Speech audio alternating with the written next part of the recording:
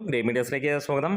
മോഹൻലാലിന്റെ 'തുടരും' എന്ന ചിത്രം എങ്ങനെയുണ്ട്? ആദ്യ പ്രദർശനം കഴിഞ്ഞ് അരമണിക്കൂറുകൾ പിന്നിടുമ്പോൾ അല്ലെങ്കിൽ 1 മണിക്കൂർ പിന്നിടുമ്പോൾ നമുക്ക് ലഭിക്കുന്ന ആ ഒരു അപ്ഡേറ്റ് അതിഗംഭീരം എന്നുള്ളതാണ്. 'തുടരും' എന്ന ചിത്രം അതിമനോഹരമായ സിനിമ എന്ന് തന്നെയാണ് പറയാനുള്ളത്. ചാനൽ ഇതുവരെ സബ്സ്ക്രൈബ് ചെയ്തിട്ടില്ലെങ്കിൽ സബ്സ്ക്രിപ്ഷൻ ഒന്ന് പരിഗണിക്കാവുന്നതാണ്. എന്തായാലും ആ ഒരു മോഹൻലാലിനെ തിരിച്ചു കിട്ടി എന്നുള്ളതാണ്. ഒരുപാട് നാളുകളായി വിൻറ്റേജ് മോഹൻലാലിനെയും നല്ല മോഹൻലാലിനെയും ഒക്കെ തിരഞ്ഞു പോകുന്ന ആളുകൾക്ക് ഒരു കാര്യം ഉറപ്പിക്കുകയാണ്.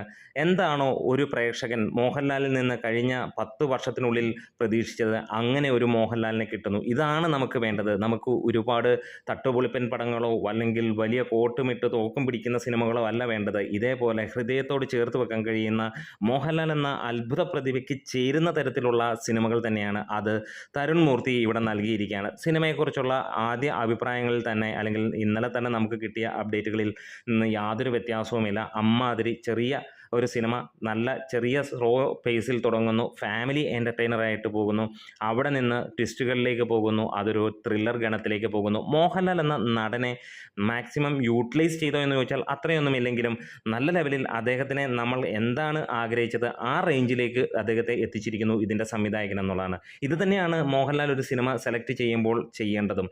അത് തന്നെയാണ് ഓരോ പ്രേക്ഷകനും എന്ന് പറയുന്നത്. അന്തം ഫാൻസ് ഒരുപാട് പേർ ഇതിൻ്റെ പുറകിൽ കിടന്ന് ചൊറിയാൻ വരുമായിരിക്കാം. പക്ഷേ അവരോട് പറയുക, ഇങ്ങനെയുള്ള സിനിമകൾ അല്ലെങ്കിൽ നിങ്ങളാണ് മോഹൻലാലിനെ ഇത്രയും നാൾ ഇങ്ങനെ ഒന്നുമല്ലാതാക്കിയത് എന്നുള്ളതാണ്.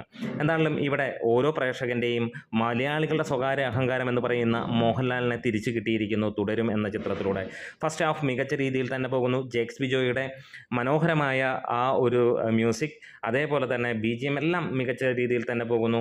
ഏറ്റവും ഹൈലൈറ്റായി പറയാനുള്ളത് ഇതൊരു ഡയറക്ടർ ഓറിയൻറ്റഡ് മൂവി എന്ന് തന്നെ പറയാം. എപ്പോഴൊക്കെ അങ്ങനെ ഒരു സിനിമ വന്നിട്ടുണ്ടോ അതൊക്കെ കാലത്തെ അതിജീവിച്ച് പോകുന്ന സിനിമകളായി മാറുന്നു എന്നുള്ള. അതിനൊപ്പം തന്നെ നടൻ്റെ പെർഫോമൻസ് കൂടി വരുമ്പോൾ അതിഗംഭീരം എന്ന് തന്നെ പറയാം. ഇത് തന്നെയാണ് ഇതിനെ എനർജറ്റിക് ആയിട്ടുള്ള മോഹൻലാലിനെ ഫസ്റ്റ് ഹാഫിൽ കാണാൻ കഴിയുന്നു എന്നുള്ളത് തന്നെയാണ്.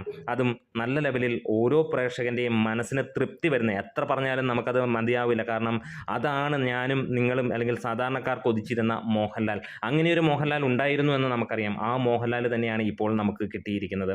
എന്തായാലും 'തുടരും' ആദ്യ പകുതി പയ്യെ തുടങ്ങി ഒരു ഫാമിലി മെലോ ഡ്രാമയായിട്ട് തുടങ്ങി, ഫാൻസിന് വേണ്ട എലിമെൻറ്റ്സ് ഇട്ട് കൊടുത്ത് ചെറിയ ചെറിയ സിറ്റുവേഷൻ കോമഡിയിലൂടെ എല്ലാം ക്ലിക്കാകുന്ന ലെവലിലേക്ക് മുന്നോട്ട് കൊണ്ടുപോയി അവസാന 20 സെക്കൻഡുകളിലേക്ക് അല്ലെങ്കിൽ 20 മിനിറ്റുകളിലേക്ക് ഫസ്റ്റ് ഹാഫിൻ്റെ എത്തുമ്പോൾ നമുക്ക് ഒരു കാര്യം മനസ്സിലാകുന്നു.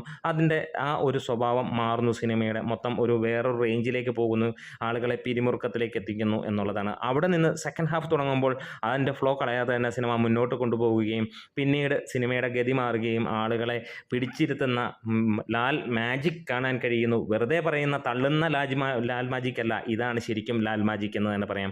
ആ ഒരു മാജിക്കിലൂടെ എത്തുന്നു. പിന്നെ മിന്നിക്കുന്ന പ്രകടനവുമായി ക്ലൈമാക്സും കാര്യങ്ങളും കഴിഞ്ഞിറങ്ങുമ്പോൾ ഒരു നല്ല സിനിമ കണ്ട പ്രതികരണം തന്നെ എല്ലാവരുടെയും മുഖത്തും മനസ്സിലും കാണാം. അല്ലാതെ ഫാൻസായിട്ട് വന്ന് സിനിമ തിരിച്ചിറങ്ങുമ്പോൾ അറിയാതെ തലകുനിച്ചു വരികയും പിന്നെ ക്യാമറ കാണുമ്പോൾ കൊള്ളാമെന്ന് പറയുന്ന ആരാധകരെയല്ല നമുക്ക് കാണാൻ കഴിഞ്ഞതും. നല്ല ലെവലിലുള്ള സന്തോഷമായി പ്രതീക്ഷിച്ചിട്ടുള്ള സിനിമ കണ്ടിട്ടിറങ്ങുന്ന ആരാധകൻ്റെ ഉള്ളിൽ നിന്ന് വരുന്ന ഭാവങ്ങൾ മുഖത്തിലൂടെ നമുക്ക് കാണാൻ കഴിയുന്നു എന്നുള്ളത് തന്നെയാണ്. എന്തായാലും 'തുടരും' അതിഗംഭീരമായിരിക്കുന്നു. മികച്ച ഒരു സിനിമ.